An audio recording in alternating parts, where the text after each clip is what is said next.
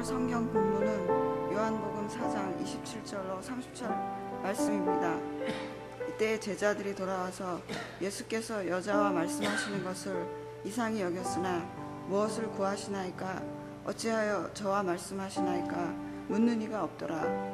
여자가 물동이를 버려두고 동네에 들어가서 사람들에게 이르되 나의 행한 모든 일을 내게 말한 사람을 와 보라. 이는 그리스도가 아니냐 하니 저희가 동네에서 나와 예수께로 오더라.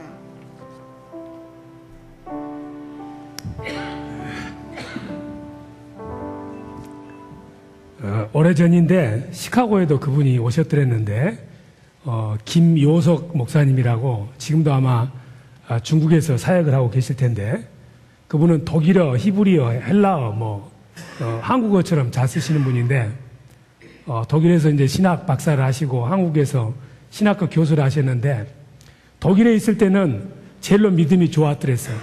근데 한국에 와서 보니까 자기가 예수를 정말 확실히 만나는지에 대해서 머리로는 되는데 가슴이 다가서질 않아서 어떤 장로님의 어드바이스를 듣고 설옥도로 가서 설교를 하게 됐어요. 설교를 하시고 앉아있는 회중들이 참 눈을 마주하기 힘든 분들이 많이 있는 거예요. 찌그러지고 이런 모습들이어서.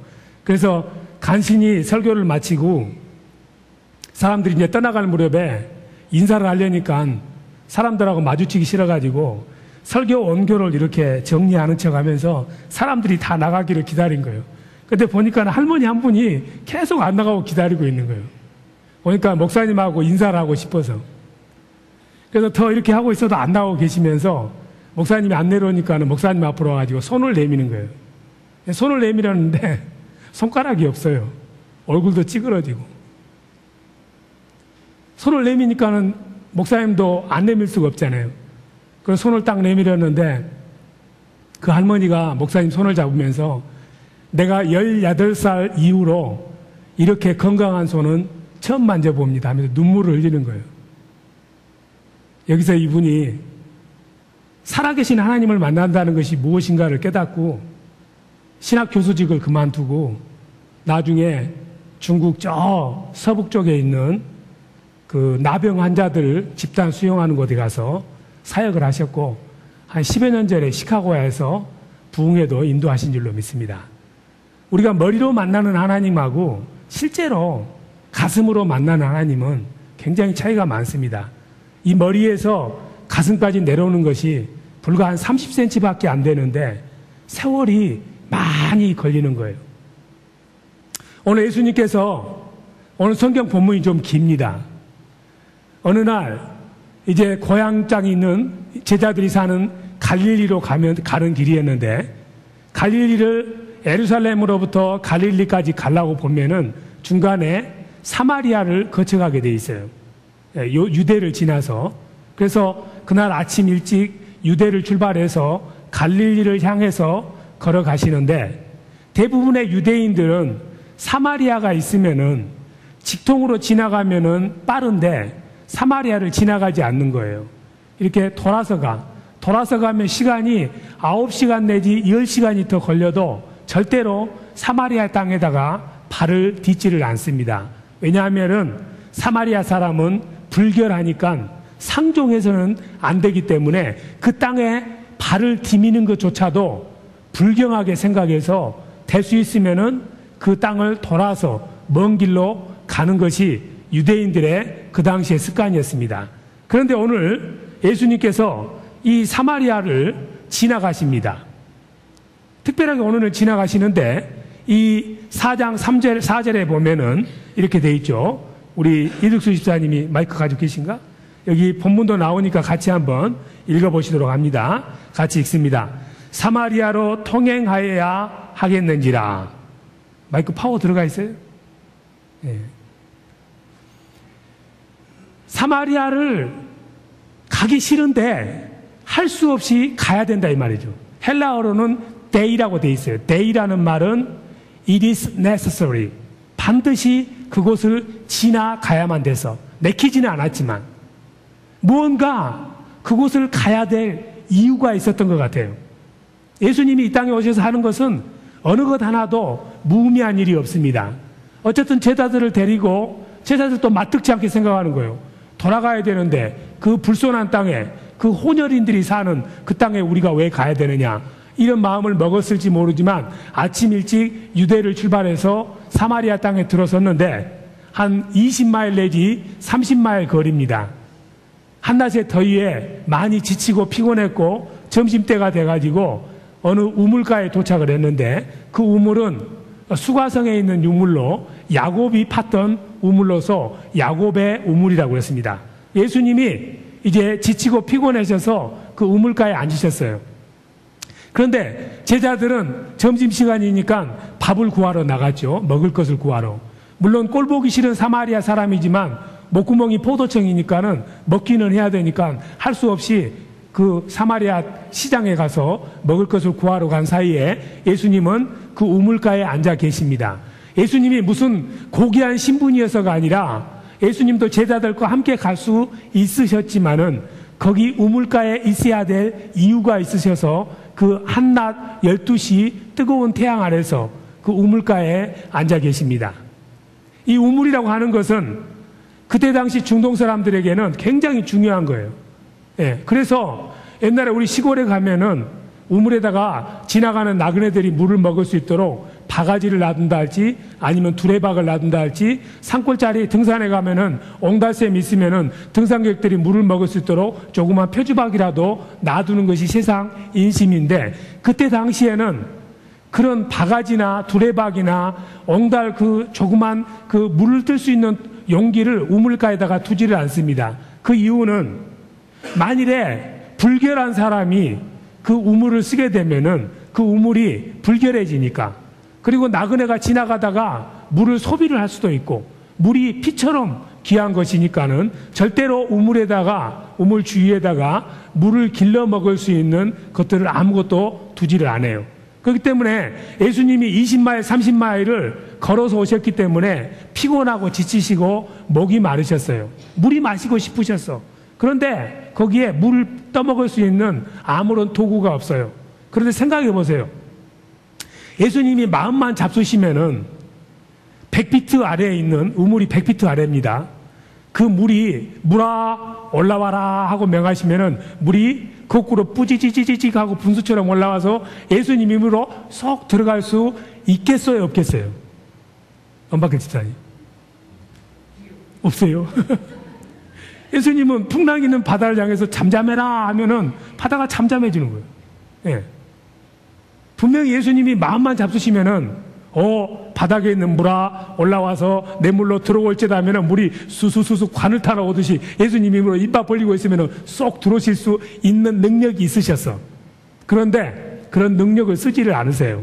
왜냐하면은 사람의 모습으로 겸손한 모습으로 오셨기 때문에. 그러면서 기다리시는 거야. 한참을 기다렸더니 저쪽 편에서 어떤 여자가 한 사람이 그 물동이를 이고 종종걸음을 하고 그 더운 한낮에 물을 뜨러 오는 거예요.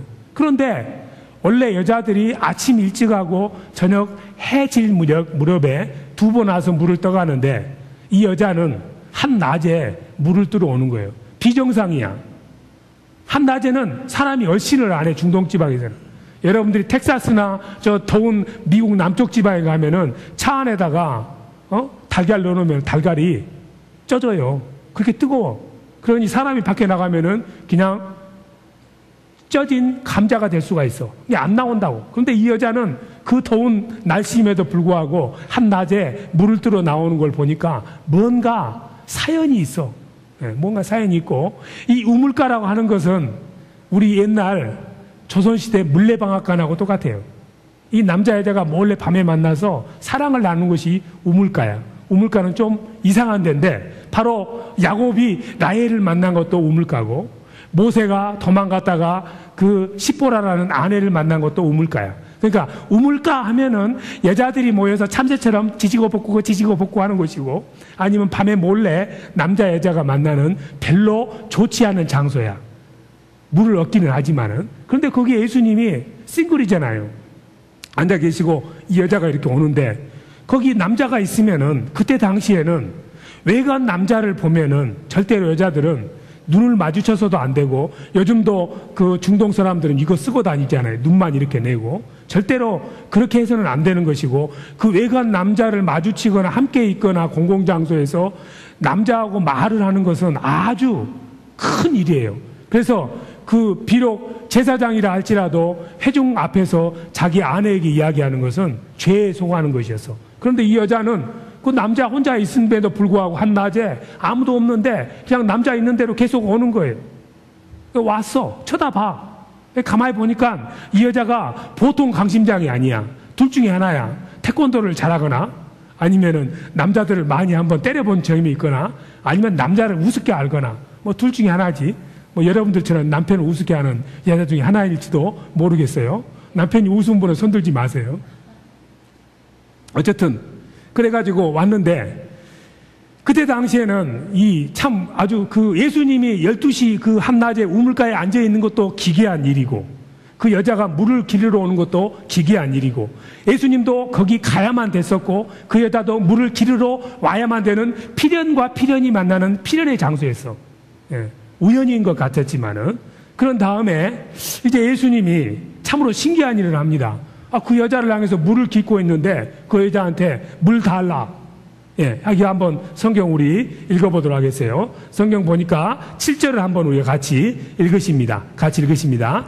사마리아 여자 하나가 물을 길러 왔음에 예수께서 물을 좀 달라 하시니, 우리 한글 성경에는 물을 좀 달라 이렇게 되어 있는데 원래 원어 성경에는 좀이란 말이 안 들어갔어요. 그냥 give me a drink, give me a water, 물 달라. 그냥 물 좀 달라고 사정을 하는 것이 아니라 명령하는 거예요. Give me a drink, 물 달라. 너 돈 달러 없을 것이니까 달러 주지 말고 물로 달러를 주라. 물 달라. 아주 겁대가리 없이 그냥 그 여자한테 이렇게 이야기를 하는 거예요. 그런데 그때 당시에는 공공장소에서 남자가 여자에게 이야기하는 것은, 이것은 오늘날로 치자면은 섹슈얼 어뷰스야. 성적 희롱에 해당할 죄야. 만일에 그런 일이 있으면은 여자가 그냥 집으로 달려가서 자기 남편에게 아니면 형제에게 이야기해서 저 사람이 나를 희롱했으니까 가서 혼짝을 내주라 하면은 정말 가서 혼을 내면서 사과를 받아야 될 일이에요.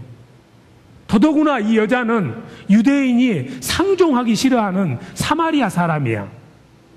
그리고 예의를 갖춰서 제가 목이 마르니까요 그저 물 한 그릇 주십시오, 겸손하게 이야기하는 것이 아니라 물 달라. 달라 없으니까 물로 달라 달라고, 물 달라. 마치 내가 물을 맡겨놓은 것처럼, 돈 받으러 오는 사람처럼 예수님께서 그 여자를 바라보면서 당당하게 물 달라, 물 내놔, 이렇게 이야기를 하는 거예요. 그렇게 하신 이유는 예수님이 그 여자로 하여금 내가 누군가를 알도록 하기 위해서 그러는 거예요. 물 달라고 명령할 수 있는 사람이라는 것을 보이고 싶어서. 왜냐하면은 우리가 잘 알고 있는 엘리야라는 선지자가 열왕기상 18장 7절로 16절에 보면은 어느 날 사립다 과부 집에 가가지고 그 과부가 밀가루 조금하고 이 기름하고 해가지고 빵을 만들려고 할 때 가가지고 엘리야 선지자가 저 실례합니다, 제가 배가 고파 죽겠는데요, 빵 하나 줄 수 없습니까? 이렇게 공손히 요청하는 것이 아니라 빵 달라, 빵 내놔, 강자를 쓰는 거예요. 맡겨놓은 것처럼. 그랬는데 그 과부가 빵 달라는 그 명령에 순종해서 빵을 줬을 때 3년 반 동안 가루에, 통가루에 밀가루가 마르지 않고 기름병에 기름이 떨어지지 않더라. 그것을 그 여자에게 알려주고 싶었어. 그런데 그 여자는 예수님이 물 달라는 소리를 못 깨달는 거예요. 왜냐하면은 사마리아 사람들은 모세 오경만 읽어. 다른 성경은 성경이 아니야. 요즘 유대인들은 구약만 읽고 신약 안 읽듯이 그 사마리아 사람들은 하나님을 믿는데 다른 성경은 성경이 아니고 모세 오경만 성경이래. 모세 오경이 뭡니까? 저는 예수만 믿고 모세 오경이 뭔지 몰라가지고 목사님이 숙제를 내줬는데 일주일 내내 골머리 아픈 적이 있어. 남에게 물어봤으면 될 텐데 그래도 가방끈이 길다고 창피해서 물어보지는 못하고 사서 3경은 알지만 모세 오경은 성경에 찾아봐도 아무리 찾아봐도 없더라고. 나중에 보니까 모세 오경은 뭐라고요? 마태복음, 요한복음, 누가복음, 마가복음 맞습니까? 모세 오경이 뭐요? 하여튼 숙제로 내줄 테니까 다음 주에 말하세요. 제가 몰라서 물어보는 거예요.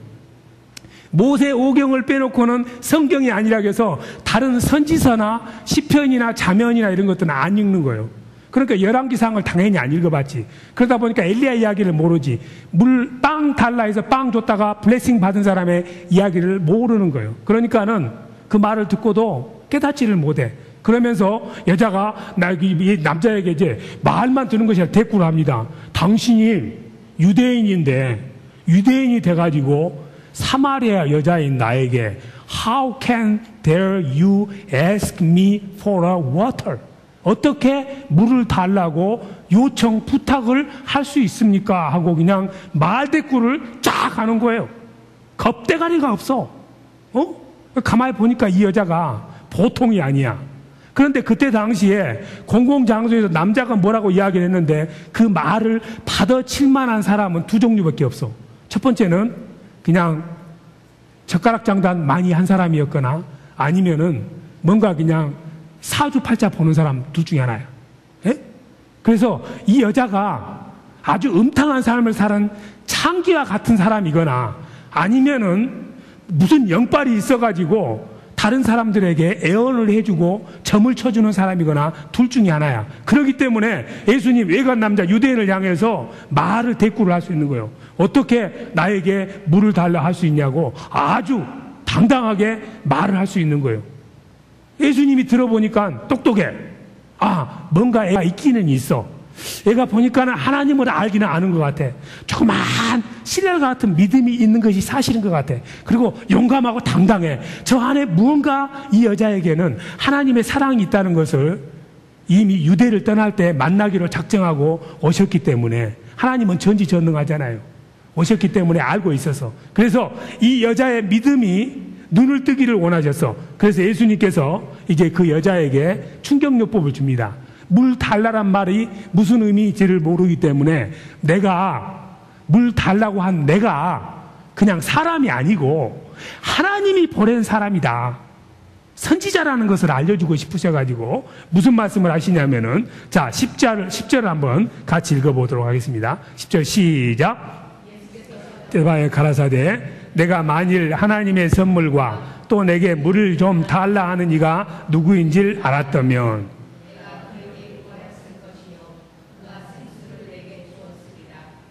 아멘. 아이고 우리 집사님 너무 열심히 잘 읽으시네. 예. 예수님이 모르니까 손에다 쥐어주는 거예요. 내가 물 달라 하는 이유가 너에게 복 주기 위해서 그렇다 이 말이죠. 하나님이 너에게 믿음의 선물, 축복을 주기 위해서 물 달라고 하는 것이고 물 달라고 너에게 명령할 수 있는 사람은 엘리야 같은 선지자라는 것을 말씀하기 위해서 너에게 물을 달라고 하는 이유는 너에게 하나님이 축복을 하기 위해서 내가 너에게 하나님이 주시는 선물을 전달하는 포스트맨이라는 것을 예수님이 가르쳐 준 거예요. 내 명령대로만 하면은 너는 복을 받는다는 것을 넌지시 암시를 해주는 거예요. 내가 바로 하나님이 보낸 하나님의 축복을 가져온 선지자라는 것을 예수님이 말씀을 했는데 이 여자가 그 말을 못 알아들어. 그렇게 이야기를 해도 못 알아듣고 여전히 딴소리를 하는 거예요. 그러면서 예수님이 내가 바로 하늘로부터 내려온 생수다. 너가 인생을 살면서 얼마나 괴롭고 쓸쓸하고 허전하고 채울 수 없는 공허함이 너의 마음속에 많이 있느냐. 임재범의 무슨 노래를 불러봐도 안 되고 노사연의 만남을 불러봐도 안 되고 조니워커를 마셔봐도 안 되고 카지노를 가봐도 안 되고 남편을 바꿔봐도 안 되고 환경을 바꿔봐도 안 되는 너 안에 들어있는 근본적인 허무함과 허전함 채울 수 없는 것이 무엇인지를 나는 알고 있다. 그러니 너는 내게 그것을 요청해라. 그러면은 그것은 육신을 위해서 물을 마시듯이 내 영혼에 있는 갈증을 다 해결해 줄 것이다. 내게 요청을 해라. 이렇게 말을 했더니 이 여자가 여전히 못 알아들으면서 그런 물이 있으면 나 좀 주십시오. 그러는 거예요. 예, 그러면 이 한낮 정오에 꼴보기 싫은 사람들 안 보고 내가 매일 안 나와도 되니까 참 그 물이 있으면 좋겠습니다. 그 물을 내게 주십시오. 여전히 생각하는 것이 육신의 물밖에 생각을 못하는 거예요. 예수님이 답답하셔서 탁 가르쳐주고 싶은데 그것이 하나님은 우리를 믿게 하실 때 그냥 우리를 그냥 두들겨 패서 믿도록 하시는 분이 아니야. 하나님은 우리를 존중하셔서 우리 스스로가 탐구하는 마음을 가지고 무조건 믿지 아니하고 자원하여 믿기를 원하는 거예요. 마치 병아리가 달걀을 깨고 나오는데 어미가 아이고 우리 병아리가 얼마나 고생해하면서 밖에서 다 부리로 쪼아주면은 그 병아리는 나와서 죽습니다. 생명력이 없어. 신앙생활도 마찬가지. 답답한 것이 여러분들이 많이 있지, 모르는 것이 많이 있지만 목사가 다 가르쳐줄 수 없어. 내가 하나하나 시간이 걸려가면서 배우는 거야. 예수님께서 그래서 내가 예수님이라니까 이렇게 말할 수가 없는 거예요. 그래서 예수님께서 이 여자에게 무언가 내가 하나님이 보낸 사람이라는 것을 보이고 싶으셨어. 그런데 그 사막에서 갑자기 하늘에서 불이 떨어지게 할 수도 없고 그냥 땅에서 물이 나오게 할 수도 있었지만은 예수님께서는 가장 충격적인 방법을 사용하기로 작정을 하셨어. 왜냐하면은 이 여자를 움직일 수 있는 것은, 왜냐하면은 보통 뻔녀가 아니거든. 뻔뻔하거든. 그러니까 이 뻔뻔한 것을 고치려면은 뻔뻔한 데를 찢어야 되겠다는 생각이 드는 거예요. 그래서 예수님께서 이 여자의 약점, 감추고 싶어 하는 거, 한낮에 물을 뜨러 온다는 것은 사람을 만나기 싫어하고 남에게 자신이 알려지는 것을 싫어하고 무언가 숨기고 싶은 것이 많다는 것을 알고 계셔서 그것을 끄집어내기로 작정을 하셨습니다. 예수님은 하나님이시기 때문에 전지전능하세요. 하나님은 지금 이 시간에 저는 모르지만은 여러분들이 무슨 생각을 하고 있는지를 다 알고 계세요. 머리털까지 세고 계시고 우리 심장 깊은 것, 생각하는 거 다 살피시고 계세요. 에레미야서 17장 10절에 나온 말씀입니다. 그래서 하나님, 예수님은 하나님이기 때문에 그 여자가 감추고 싶어하고 가장 연약하고 수치스럽게 생각하고 그것만 이야기하면 화들짝 놀라는 일을 알고 계셔서, 우리 총경님, 당신 도둑놈이야. 에이? 소방서 도둑놈! 이렇게 이야기하면 기분 나빠, 안 나빠? 나쁘긴 하지만은 가슴이 움찔하지는 않잖아. 도둑놈은 아니니까. 예? 근데 정말 도둑질 했는데 제가 야, 이 도둑놈아! 이렇게 하면은 이 중에 누구라고 지칭을 안 해도 아이고, 목사님이 도둑놈이 뭔지를 어떻게 알았지? 속으로 가슴이 뜨끔할 거라고. 예. 예수님이 그걸 알기 때문에 이 여자를 향해서 이 여자의 결정적인 약점을 물고 늘어집니다. 가서 헛소리 하지 말고 내 남편 데려와라. 내 남편 데려와라. 그런데 우리 한글 성경에는 내 남편을 데려와라고 되어 있는데 이 남편이 헬라어로는 안드로스예요. 안드로스여가지고 안드로스라는 말은 신약 성경에 한 450번 정도 나오는데 그 중에 250번은 안드로스라는 말의 뜻이 adult male, 어른 남자. 그 다음에 150번 정도는 man, 뭐 나이가 많든 적든 남자.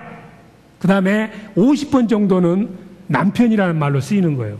그러니까 예수님께서 그 여자에게 말을 할 때 그 단어를 쓰는 거야.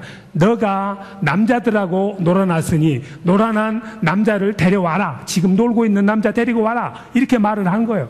그러니까 이 여자가 또 안면 딱 가고는 그 말을 듣더니 저 남편 없어요. 다 그런 거예요. 테크니컬이 맞는 이야기였어. 지금 사는 사람은 남편이 아니고 동거하는 사람이었어. 여전히 자기를 감추는 거예요. 항아리가 있는데 항아리가 깨지지 않으면은 그 항아리 안으로 빛이 못 들어가는 거예요. 쥐구멍에도 별들달이 있다는 이야기는 항아리가 깨지면은 항아리 안에 있는 쥐가 볕을 보는 거예요. 예수님께서 이 여자의 그 자아라는, 자기를 숨기려 하는, 그 죄를 숨기려 하는 그 나쁜 자아를 깨뜨리기로 작정을 하셔가지고 확 찌릅니다. 뭐라고 했냐면, 맞아, 너 남편 없단 말이 테크니컬리는 맞는 말이다. 그런데 너는 남편이 옛날에 5사람이었어. 지금 사는 사람은 남편이 아니고 오다 가다 그냥 너가 잠잘 것도 없고 먹을 것도 없어서 사는 남자야. 확 찔러버렸어. 예수님은 말씀으로 병을 고치고 말씀으로 다 뭐를 합니다. 그래서 예수님이 8일 만에 할례를 받으러 이렇게 예루살렘 성전에 갔을 때 안나라는 선지자가 예수님을 안고 예수님을 바라보면서 이야기합니다. 누가복음 1장 35절에서 아, 천지의 주제시여, 이 아이는 하나님의 능력을 가진 아이여서 이 아이가 말을 하면은 사람의 마음속에 들어있는 더러운 암덩이와 같은 죄를 드러낼 것입니다. 이렇게 이야기를 해요. 예수님이 그 말씀을 하는 순간에 이 여자가 화들짝 놀랍니다. 어떻게 이것을 알 수 있을까?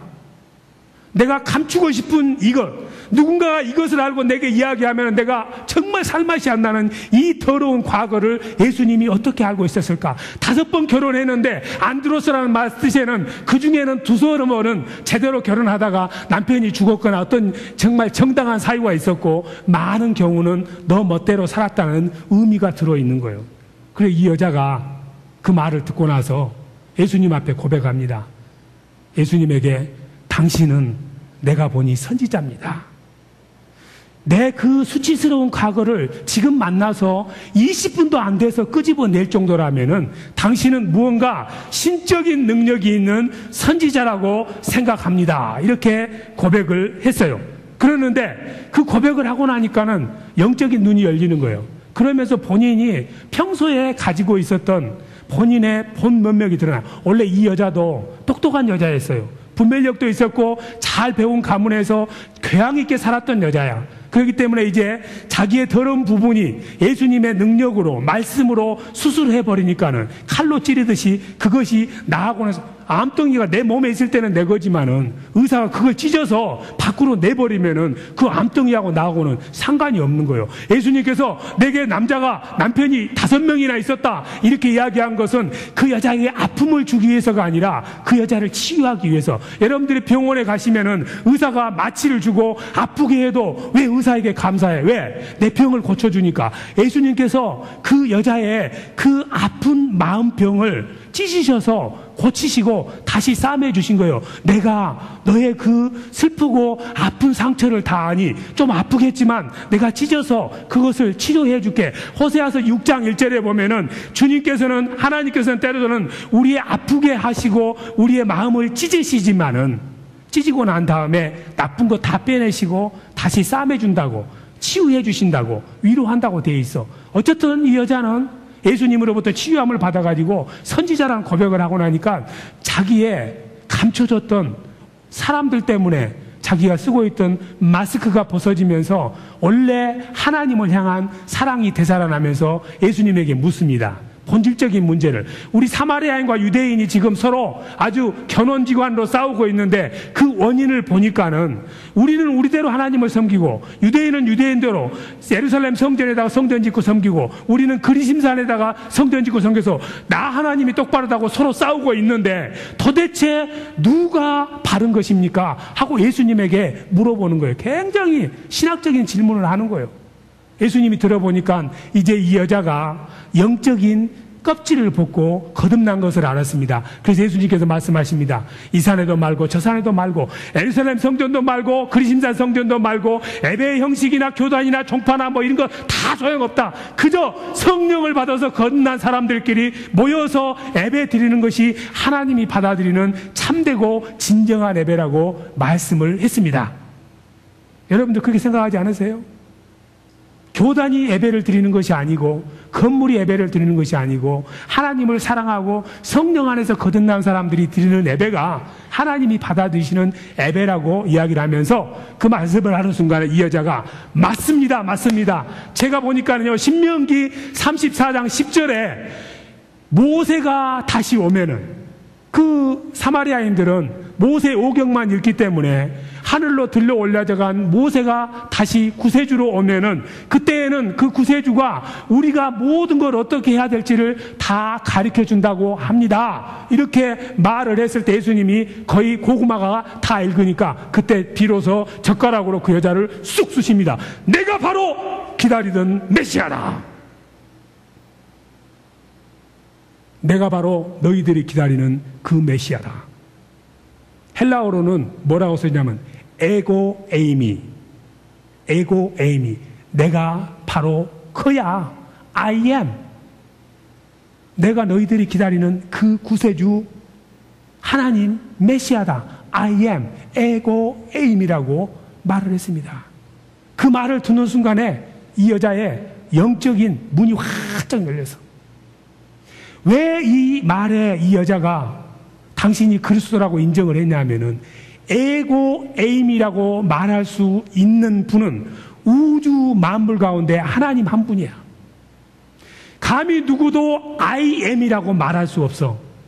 모세가 호렙산에서 하나님을 만날 때 가시떨기 나무에 불꽃으로 나타난 하나님을 향해서 모세가 당신은 누구십니까? 하고 물었을 때 하나님이 출애굽기 3장 14절에서 에고 에임이라고 해요.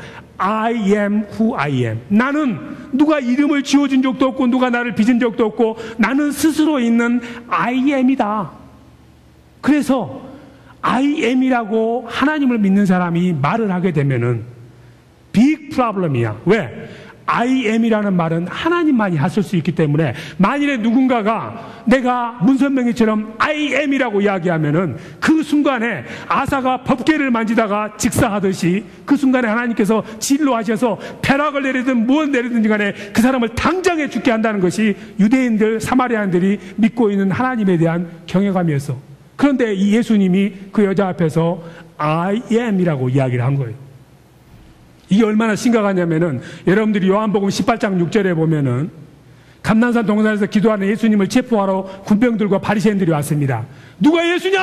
하고 물어봤을 때 예수님께서 앞으로 한 발짝 나서면서 I am, 에고 에이미, 내가 바로 너희들이 찾는 그 예수 그리스도다 이렇게 이야기를 하니까는 군병들하고 바리새인이 뒤로 물러나서 땅에 넙죽 엎드려지더라 이렇게 되어 있는데 그 엎드려진 이유가 그 권세 때문에도 그랬지만은 왜 그랬냐 하면은 그 사람들이 믿을 때는 누가 만일에 사람이 하나님인 척 하면서 I am이라고 이야기하면은 그 순간에 하나님의 진노가 떨어져서 세상으로 말로 하자면 벼락이 떨어져서 그 순간에 그 사람은 죽는다는 거 생각을 했기 때문에 예수님 가까이 있었는데 우리 정지영 교수는 이리 와봐. 가까이 와봐.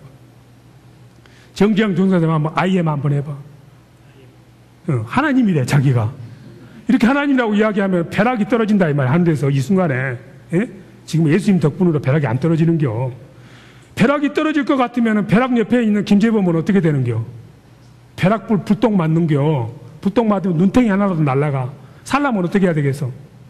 빨리 I am이라고 말하는 정정으로부터 물러나가지고 총알이 빗발치듯이 떨어지면 땅에 딱 엎드리는 수밖에 없어. 앉으세요. 왜 안 죽으려니까? 벼락 맞는 나무 옆에 있으면 벼락 같이 맞잖아요. 그래서 예수님이 I am, 에고 am이라고 할 때 다 물러나가지고 땅에 아주 탁 엎드린 거야. 벼락 불똥 안 맞으려고. 그리고 딱 일어나서 보니까 예수님 벼락 맞았어, 안 맞았어? 안 맞았거든. 그 말은 무슨 말이냐면 예수님이 하나님이라는 것을 다 알고 있었다는 이야기예요. 그런데 신령과 진정으로 예배할 때가 있으니 내가 바로 그 사람이다. I am이라고 이야기했는데 이 여자가 예수님을 봤더니 예수님에게 벼락이 안 떨어졌어. 그 말은 무슨 말이에요? 예수님이 바로 메시아고 하나님이란 이야기야. 예수님은 벼락을 안 맞았는데 이 여자가 벼락을 맞아버렸어. 이 여자가 그 순간에 아주 맨만 볼 때는 벼락을 맞아버렸어. 벼락 맞은 무슨 나무? 대추나무. 여러분들이 한국에서는 인감도장이 제일 중요합니다. 예? 제일 비싼 인감도장이 뭐예요? 부동산 많으신 분은 알 텐데. 교수님 부동산 많이 없으셔? 한국에서 인감도장 제일 좋은 게 뭐예요? 우리 저기 소방서장님. 응? 대추나무. 그냥 생 대추나무 뭐 어떤 대추나무? 벼락 맞은 대추나무. 벼락 맞은 대추나무로 만든 인감도장이 최고 좋아. 순식간에 맨만 볼터가지고 대추나무에다 벼락을 삐지지지직 내리니까는 그 대추나무 안에 들어있는 물기가 싹 빠지면서 굉장히 단단해지는 거예요. 그래서 인감도장은 벼락 맞은 대추나무로 하면은 재앙을 없애고 뭐 그런다고 믿고 있어서 인감도장 대추나무로 맞은 벼락 그 도장 파기도 힘들어요. 너무 강하니까. 근데 이 여자가 예수님이 벼락을 맞은 것이 아니라 이 여자가 대추나무 사랑 열렸네가 아니라 이 여자가 벼락 맞은 대추나무가 돼버렸어. 자기의 모든 자아가 깨지는 거예요. 순식간에 영적인 눈이 열리면서 이분이 바로 그리스도시고 하나님의 아들이라는 것을 영적인 벼락을 맞고 나니까는 내가 죽고 나니까 그리스도 안에서 새 생명이 나오면서 순식간에 그러니까 벼락 맞으면 어떻게 되겠어? 물동이 이곳에 있다 물동이 어디로 가겠어요? 벼락이 뿌지지가 않는데 물동이를 계속 잡을 수 있을까? 못 잡지. 뿌지지가 않으니까 그냥 물동이가 그냥 어디로 날아갈지 몰라. 와다당 깨졌어. 근데 그 당시에 물동이는 절대로 깨뜨려도 안 되고 어디다 잃어버려도 안 되고 손해를 끼쳐도, 왜냐면 물동이는 생명이니까. 그 물동이가 만일에 오래돼가지고 자연으로 깨졌으면 그 조각을 또 버리질 않아. 큰 조각은 그릇으로 쓰고 또 큰 조각은 도마로도 쓰고 적은 것은 나중에 종기 나면 종기 긁는 데 쓰는 거예요. 그런데 그 소중한 이 물 항아리를 대추나무가 벼락을 맞다 보니까 던지고 가서 사람들에게 가가지고 뭐라고 이야기를 합니까? 와 봐라, 저 사람은 그리스도가 아니냐. 내가 보니까 100% 확신은 못하지만은 내가 보니까 can be he Christ, 그리스도가 아닐까, 거의 99.99% 확신이 온다. 그러니 다 와서 한번 봐라. 보고 너희들이 판단해라. 와봐라. 그런데 이 여자는 사람 만나기 싫어해. 사람들이 이 여자는 손가락질하는 사람이야, 그런 줄 뻔히 알면도 불구하고 마을에 가서 내가 어떤 사람이란 걸 잊어버리고 가서 와서 예수 그리스도를 만나보라고 전합니다. 우리가 예수를 전하는 것은 예수를 만난 나를 전하는 게 아니야. 간증하라고 그러면은 내가 예수를 믿어서 이렇게 복을 받고 자식들이 이렇게 잘 되고 복권에 당첨되고, 이걸 전하는 것은 복음이 아니야. 우리가 전하는 것은 내가 만난 예수를 전하는 거야. 예수를 만난 나를 전하는 것이 아니라 내가 만난 예수를 전하는 거야. 나는 상관이 없어. 그러니까 이 사람은 원래는 사람들을 만나기 싫어했었고 사람들이 자기의 말을 믿지도 않을 뿐만 아니라 자기를 지저분한 여자라고 욕하고 믿지 않을 것임을 알고 있음에도 불구하고 내가 만난 예수를 전하니까는 사람들이 그 사람 말을 믿는 거예요. 가보자 해서 예수님께 가는 거예요. 여러분들이 생각할 때 나는 예수 믿는 지가 얼마 안 돼요, 나는 신앙생활이 엉망이요, 성경도 한 번도 읽어보지도 않았어요, 기도도 제대로 드리지 못해요, 나 같은 사람은 전할 자격이 없어요. No! 이 여자분은 예수님하고 1시간밖에 이야기 안 하고 믿은 지 갓 지어낸 찐빵과 같았지만은 다 알지 못해도 믿음으로 발을 내밀어서 와봐라, 이분이 바로 우리가 고대하던 메시아가 아니냐, 이렇게 전했던 거예요. 그러니 여러분들이 나는 내 형편이 처지가 말주변이 없어서 나는 믿은 지가 얼마 안 돼서 나는 이러저러해서 못 전합니다, 아니야. 이 여자는 사람들이 싫어하고 사람들이 손가락질하는 사람이었지만은 내가 만난 예수 때문에 그 예수가 너무 좋아서 나는 벼락 맞은 도장이 되었다네, 대추나무 도장이 되었다네, 주님이 나를 이렇게 축복했다네, 나는 이 감동을 견딜 수 없다네, 와서 여러분 예수 믿고 구원 받으세요. 와봐라. Come and see. 이곳에 주님 계시네. 주께 두 손 듭니다. 우리를 구원하셨네.